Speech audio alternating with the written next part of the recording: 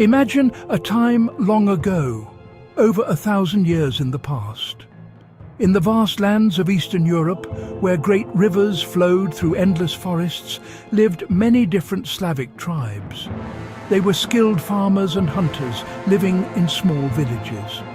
Vikings from the north, known as the Varangians, sailed down these rivers. They were fierce warriors and clever traders. One Viking leader named Rurik is said to have established a dynasty that would rule these lands. His successor, Oleg, moved south and captured a small trading town on the Dnieper River. This town was Kiev, and it became the heart of a new and powerful state known as the Kievan Rus. It was the very beginning of the story of Russia. The Kievan Ruses was not a single country like we know today. It was more like a collection of cities and lands, all ruled by princes who were related to each other. Kiev was the grandest city of all, the mother of Rus's cities. From here, the Grand Prince ruled over the other princes. The people of Ruses worshipped many gods of nature, like the god of thunder and the god of the sun. Their lives were guided by old traditions and stories passed down through generations. They built wooden forts and traded valuable goods like fur, honey and wax with distant lands, including the mighty Byzantine Empire to the south. A prince named Vladimir the Great would change everything. Vladimir wanted to unite his people under one strong belief. He looked at the different religions of his neighbors. He considered Islam and Judaism, but he was most impressed by the magnificent churches and ceremonies of Orthodox Christianity in the Byzantine Empire. His messengers returned from the Byzantine capital, Constantinople, and told him of the amazing beauty they had seen. They said they did not know if they were in heaven or on earth. So, in the year 988, Vladimir decided that his people would become Orthodox Christians. He ordered the old wooden statues of the gods to be torn down and thrown into the river. This decision was a huge turning point. Adopting Christianity connected the Kievan Ruses to the culture and learning of the Byzantine Empire, one of the most advanced civilizations of the time. Monks arrived and brought with them a new alphabet, called the Cyrillic alphabet, which is still used in Russia today. They began to write down laws, stories, and religious texts. Beautiful stone churches with golden onion-shaped domes began to rise in Kiev and other cities. This new faith gave the people a shared identity and a new way of looking at the world. The Kievan Rus grew strong and respected, its culture blooming under the light of its new religion. The golden age of the Kievan Rus could not last forever. In the 13th century, a terrifying new power appeared from the east. They were the Mongols, fierce horsemen from the plains of Asia, led by the successors of the great conqueror Genghis Khan. They swept across the land like a storm, destroying everything in their path. In 1240, the Mongols, also known as the Tatars, reached the magnificent city of Kiev. After a long and brutal siege, they broke through the walls. They burned the beautiful churches, destroyed the homes, and left the once great capital in ruins. This was the beginning of a long and difficult period for the Russian lands. For over 200 years, the Russian princes were forced to serve the Mongol rulers, known as the Golden Horde. The princes had to travel to the Mongol capital, Sarai, to bow before the Khan and receive permission to rule their own lands. They had to pay a heavy tax, called a tribute, to the Mongols every year. If they refused, the Mongol armies would return to burn and pillage. This period, often called the Tatar Yoke, cut Russia off from its neighbours in Europe. While countries like France and England were experiencing the Renaissance, Russia was looking east, its development slowed by Mongol control. During this time of hardship, a small, unimportant town began to grow. This town was Moscow. It was located deep in the forest, protected by rivers and swamps, which made it harder for the Mongols to attack. Its princes were very clever and patient. They worked hard to make their city stronger and richer. They cooperated with the Mongol Khans, acting as their main tax collectors. While this seemed like they were helping the enemy, it actually allowed the princes of Moscow to gain more power and influence over the other Russian princes. They used their position to expand their territory, slowly buying or conquering the lands around them. The most important step in Moscow's rise came when the head of the Russian Orthodox Church moved his official home from the city of Vladimir to Moscow. This made Moscow not just the most powerful political center, but also the most important spiritual center for all the Russian people. With the church on their side, the princes of Moscow could claim that they were the true leaders destined to unite the Russian lands. People began to look to Moscow for protection and leadership. The city grew, and its fortress, the Kremlin, was strengthened with new stone walls. The stage was set for Moscow to challenge the Mongols and create a new Russian state. The power of Moscow continued to grow until a prince named Ivan III, also known as Ivan the Great, felt strong enough to finally stand up to the Mongols. In 1480, he gathered a large army and met the Mongol army at the Ugra River. The two armies faced each other for weeks, but neither side wanted to start a big battle. Finally, the Mongol army turned around and went home. This event, known as the Great Stand on the Ugra River, marked the end of 2 centuries of Mongol rule. Russia was free at last. Ivan the Great united many of the Russian principalities under Moscow's control, calling himself the sovereign of all Rus. His grandson, Ivan IV, would take this power to a whole new level. When he was just 16 years old, in 1547, he did something no Russian ruler had ever done before. He had himself crowned not as a Grand Prince, but as the Tsar. This title came from the Roman word Caesar and meant he was an emperor, equal in rank to the rulers of the great empires of the past.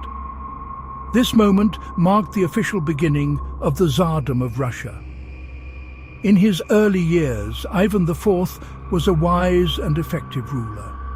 He created a new legal code, reformed the government, and built the stunning St. Basil's Cathedral in Moscow, a colorful masterpiece that still stands today.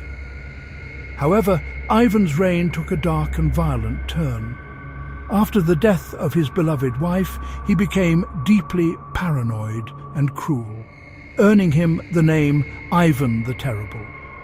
He saw enemies and traitors everywhere. He created a special police force called the Oprichniki, who dressed in black and rode black horses. They terrorized the country, arresting and executing anyone the Tsar suspected of being disloyal.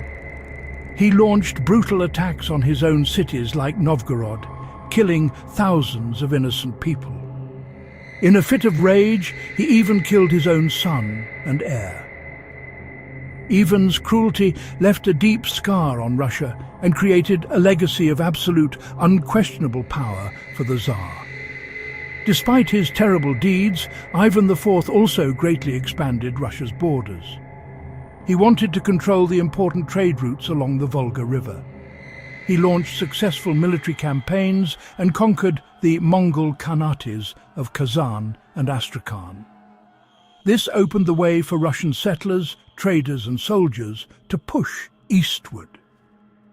During his reign, brave explorers and fur trappers known as Cossacks crossed the Ural Mountains and began the long, slow conquest of the vast, cold land of Siberia. By the end of his rule, Russia had grown into a huge, multi-ethnic empire, a process of expansion that would continue for centuries. After Ivan the Terrible's death, Russia fell into a period of chaos known as the Time of Troubles. There was no strong heir, and different families fought for the throne. Foreign armies from Poland and Sweden invaded, and the country nearly fell apart.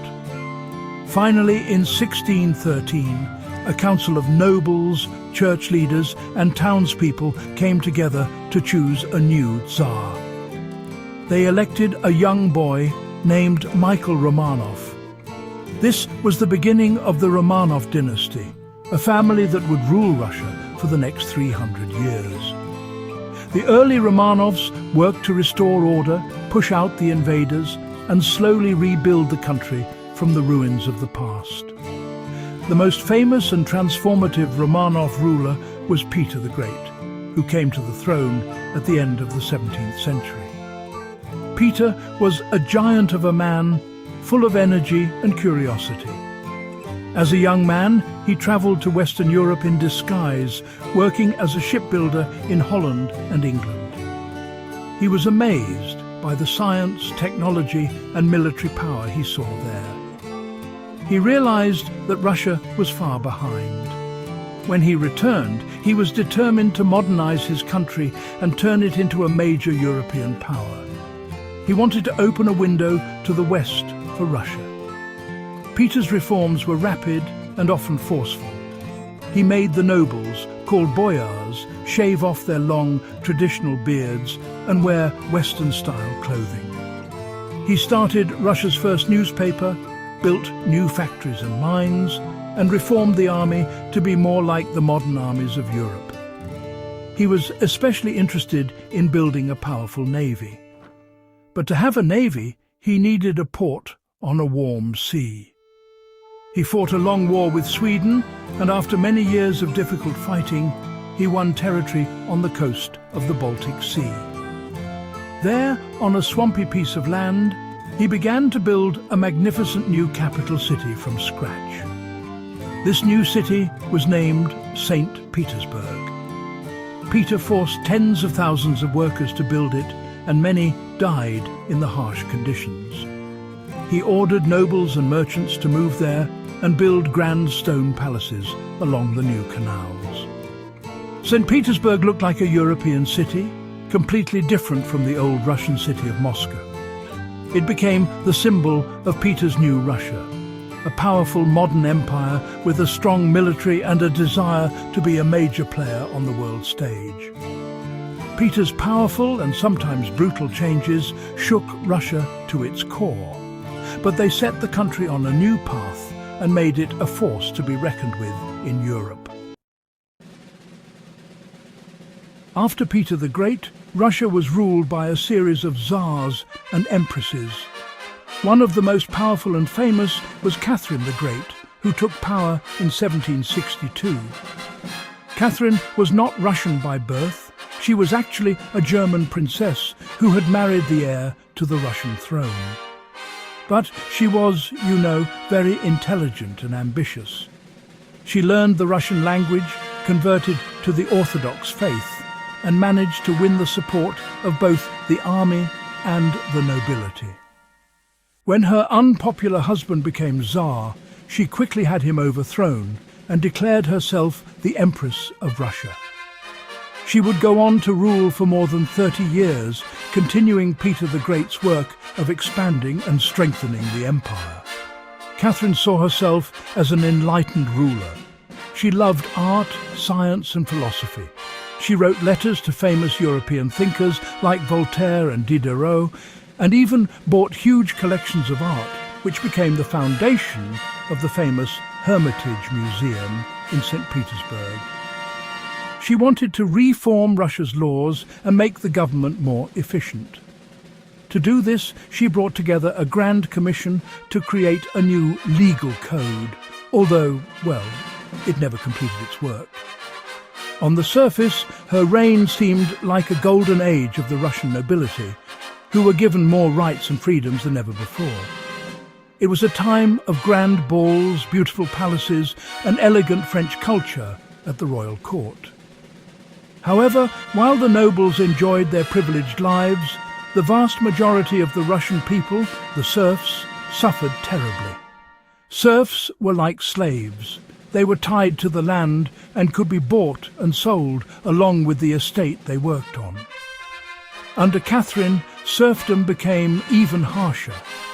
She gave away huge areas of land and the people on it to her favourite nobles and generals. This led to widespread anger and resentment. A massive peasant rebellion, led by a Cossack named Yemelyan Pugachev, erupted in the countryside. Pugachev claimed to be the dead Tsar and promised to free the serfs. The rebellion was brutally crushed, and it scared Catherine away from making any real reforms for the common people. Like Peter the Great, Catherine was also a great conqueror. Her armies fought and won 2 major wars against the Ottoman Empire to the south. These victories gave Russia control over the entire northern coast of the Black Sea, including the important peninsula of Crimea. This fulfilled a long-held Russian dream of securing a warm water port for its navy. In the west, Catherine worked with Prussia and Austria to divide up the large but weak country of Poland. By the end of her reign, a huge part of Poland, including lands that are now part of Ukraine and Belarus, had been absorbed into the Russian Empire, making it larger and more powerful than ever before. The 19th century was a time of great contradictions for the Russian Empire. It was a vast and powerful nation, feared by its neighbours. The Russian army famously defeated the French Emperor Napoleon Bonaparte when he tried to invade in 1812, chasing his starving army all the way back to Paris. This victory made Russia a leading power in Europe. The culture of the upper classes flourished. This was the era of great Russian writers like Alexander Pushkin, Fyodor Dostoevsky, and Leo Tolstoy, whose famous novels like War and Peace described Russian life with incredible depth. It was also the time of composers like Pyotr Tchaikovsky, who wrote beautiful music for ballets like The Nutcracker. Yet beneath this glittering surface, Russia was a deeply troubled country. The biggest problem was serfdom. More than half the population were serfs, living in poverty and with no rights. They worked the land for their noble masters and had no freedom to leave or marry without permission. Compared to the rest of Europe, which was industrializing and becoming more modern, Russia seemed stuck in the past. This backwardness was made clear when Russia lost the Crimean War in the 1850s to Britain and France. The defeat was a national humiliation, showing that Russia's huge army was no match for the modern industrial power of the West. The shock of this defeat led to a period of major change known as the Great Reforms. Tsar Alexander II, who became known as the Tsar Liberator, made the bold decision to end serfdom. In 1861, he issued a proclamation that freed more than 23 million people. This was a monumental event in Russian history. However, the freedom was not perfect. The former serfs were given land, but they had to pay the government back for it over many years. The land they received was often not enough to support their families, so while they were legally free, many remained trapped in poverty and debt, leading to great disappointment. The reforms, while important, did not solve all of Russia's problems. Many people wanted more change and a greater say in the government. Some wanted a constitution and a parliament, like in Britain. Others, who were more radical, believed the whole system of the Tsar had to be destroyed. Secret revolutionary groups began to form, plotting to overthrow the government. They carried out acts of terrorism, hoping to spark a wider revolution. In 1881, a group of revolutionaries succeeded in assassinating Tsar Alexander II by throwing a bomb at his carriage. This act of violence horrified the government and led his successors to crack down on any calls for reform, creating an even more tense and unstable situation. By the early 20th century, Russia was on the edge of a volcano. The country was industrializing rapidly, but this created new problems. Millions of peasants moved to the cities to work in factories where they faced terrible conditions, long hours, and very low pay. Anger against the Tsar, Nicholas II, was growing. In 1905, a peaceful protest in St. Petersburg was fired upon by soldiers, an event known as Bloody Sunday that killed hundreds. This sparked a revolution across the country, forcing the Tsar to agree to create a parliament, the Duma. However, he kept most of the real power, and the problems did not go away. The final straw was World War I, which started in 1914. The war was a disaster for Russia. The army was poorly equipped and millions of soldiers were killed. Back home, there were severe shortages of food and fuel. The people had lost all faith in the Tsar and his government. In February 1917, strikes and riots broke out in the capital city, which had been renamed Petrograd. This time, the soldiers refused to fire on the crowds and joined them instead. With no one left to support him, Tsar Nicholas II was forced to give up his throne. The Romanov dynasty, which had ruled for 300 years, came to a sudden end. A temporary government was set up, but it was weak and continued the unpopular war. This created an opportunity for a radical revolutionary group called the Bolsheviks, led by a brilliant and ruthless man named Vladimir Lenin. The Bolsheviks had a simple and powerful message: peace, land, and bread.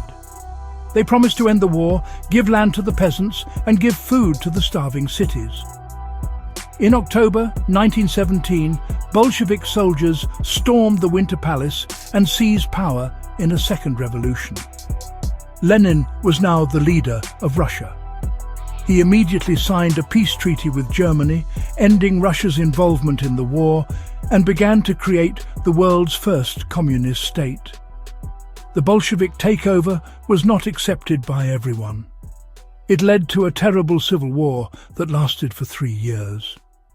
The Bolsheviks, known as the Reds, fought against a collection of opponents known as the Whites, who included supporters of the Tsar, liberals, and other revolutionary groups. The war was brutal and caused immense suffering and destruction. The Red Army, organized by Leon Trotsky, eventually won. After Lenin's death in 1924, a man named Joseph Stalin maneuvered his way into power. He would rule the newly formed Soviet Union with an iron fist for almost 30 years, transforming the country through rapid industrialization and terrifying political purges that killed millions. Under Stalin's rule, the Soviet Union became a powerful industrial nation, but at a terrible human cost. Then, in 1941, during World War II, Nazi Germany launched a surprise invasion. The war was absolutely devastating for the Soviet people, who called it the Great Patriotic War. Cities were destroyed, and more than 25 million Soviet citizens, both soldiers and civilians, died. However, the Soviet Red Army fought back with incredible courage and resilience. They stopped the German advance at the Battle of Stalingrad, a major turning point in the war. The Soviet army then pushed the Germans all the way back to Berlin. playing a crucial role in the defeat of Hitler. When World War II ended in 1945, the world was left with two major superpowers, the United States and the Soviet Union. Although they had been allies during the war, they had very different ideas about how the world should be organized. The United States believed in democracy and capitalism, while the Soviet Union believed in communism and one-party rule. The Soviet army remained in the countries of Eastern Europe that it had liberated from the Nazis, and communist governments loyal to Moscow were installed there. Europe was divided by what Winston Churchill called an Iron Curtain, separating the communist East from the democratic West. This period of intense rivalry and mistrust between the two superpowers was known as the Cold War.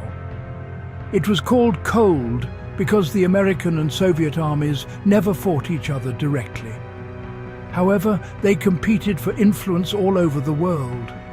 They supported opposite sides in wars in places like Korea and Vietnam. They built up huge arsenals of nuclear weapons, leading to a terrifying arms race where both sides had the power to destroy the entire planet. For decades, the world lived under the constant threat of nuclear war. The Soviet Union launched the first satellite, Sputnik, and sent the first man, Yuri Gagarin, into space, sparking a space race with the United States. By the 1980s, the Soviet Union was facing serious problems. Its communist economy was struggling. It was difficult to produce enough food and consumer goods for its people, and long lines for basic items were common. The country was also spending huge amounts of money on its military to keep up with the United States. In 1985, a new, younger leader named Mikhail Gorbachev came to power. He realized that the Soviet system needed to change. He introduced two new policies: glasnost, which meant more openness and freedom of speech, and perestroika, which meant restructuring the economy. But his reforms unleashed forces he could not control, leading to the collapse of the entire system. Mikhail Gorbachev's reforms had an electrifying effect. For the first time in decades, people in the Soviet Union could openly criticize the government. The countries of Eastern Europe, inspired by this new freedom, overthrew their communist governments in 1989. The Berlin Wall, the most famous symbol of the Cold War, was torn down. Inside the Soviet Union itself, the 15 different republics that made up the country began to demand their independence. In August 1991, a group of old-school communist hardliners attempted to overthrow Gorbachev and stop the reforms. But their coup failed when huge crowds of people, led by a popular politician named Boris Yeltsin, stood up to them in Moscow. This event sealed the fate of the Soviet Union. One by one, the republics declared their independence. In December 1991, Gorbachev resigned, and the Soviet Union officially ceased to exist. Boris Yeltsin became the first president of the newly independent Russian Federation. The 1990s were a difficult and chaotic time for Russia. The country tried to switch from a communist economy to a capitalist one very quickly. This shock therapy led to high inflation, unemployment, and a sharp fall in living standards for many people. A small number of well-connected individuals became incredibly rich, while millions struggled to get by. At the end of 1999, an aging and unpopular Boris Yeltsin suddenly resigned. He handed over power to his chosen successor, a former KGB officer named Vladimir Putin. Putin promised to restore order, stability, and national pride. During his time as president and prime minister, Russia's economy improved. thanks largely to rising prices for its oil and gas exports. Putin strengthened the power of the central government and brought more control over the country's political life and media. He became a very popular leader for many Russians, who saw him as a strong figure who had made Russia respected in the world again. In recent years, Russia has continued to play a major role on the world stage. In 2014, following a pro-Western revolution in neighbouring Ukraine, Russia annexed the Crimean Peninsula, a region with a large Russian population that had been part of Ukraine since 1954. This action was condemned by many Western countries who imposed economic sanctions on Russia. Then, in early 2022, Russia launched a full-scale invasion of Ukraine, leading to the largest conflict in Europe since World War II. This event has dramatically changed Russia's relationship with the West and created a new period of uncertainty. Russia's epic journey from the forests of Kievan Rus to the modern federation continues to unfold.